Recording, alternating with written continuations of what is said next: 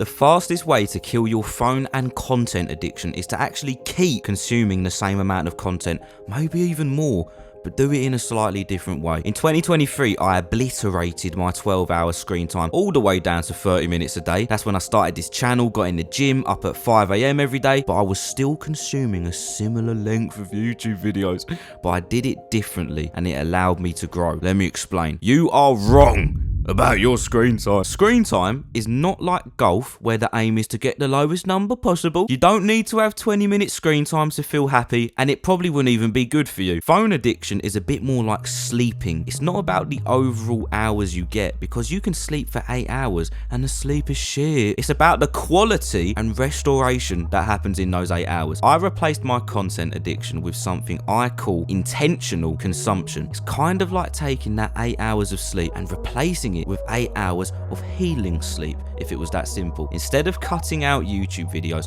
I altered how I consume YouTube. I scheduled consuming hours into my day to consume 1 to 2 hours of YouTube content, but not just the normal dross I was usually watching. I unsubscribed from everyone and only kept the channels that were long form, educational, and most importantly, relevant to my main goal at the time, which was to grow my YouTube channel. Content consumption was kind of like my studying hours. I'd do my work, and to relax my brain a bit, I'd find a longer form bit of education like YouTube growth podcasts, and I'd take notes for those 2 hours or 1 hour. I was still fulfilling my need to consume something and not do something difficult, but it became a period in my day of growth and education. My goal was YouTube, but if you're interested in other stuff like, I don't know, mental health, abstinence, bloody badminton, then that's the type of channels you would subscribe to and consume. I'm not even suggesting that you give up your phone and social media. I don't think that serves you. You most likely have a goal or an idea of a goal you want to achieve in your life,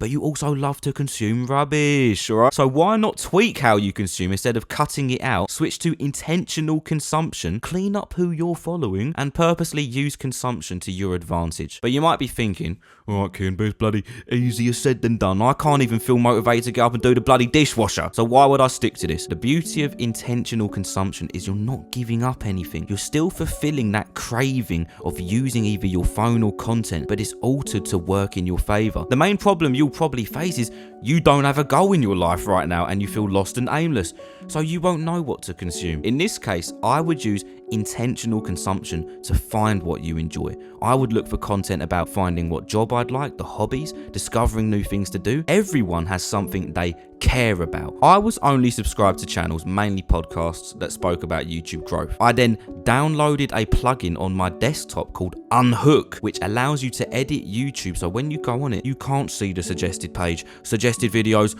or the comments. You only see your subscriptions and the search bar. And I had this written above my computer. These questions kept me in check about what I watched. If I couldn't figure out how the video would help my channel grow, I just wouldn't watch it, or I'd turn it off halfway through. I would go on my notes on my computer, and when I would hear something mind-blowing, I'd write it down. And then this meant I wasn't learning for learning's sake, and I was actually improving my videos and getting closer to my goal. To conclude, fella, it's not the length of your screen time. It's the quality of those hours and how you're using them. You're completely allowed to stare at your phone for 2 to 3 hours or longer, but why not use that time to push towards your goal? Turn your phone into a digital university tailored to what you care about. And you could be consuming more, but your mind will feel clearer.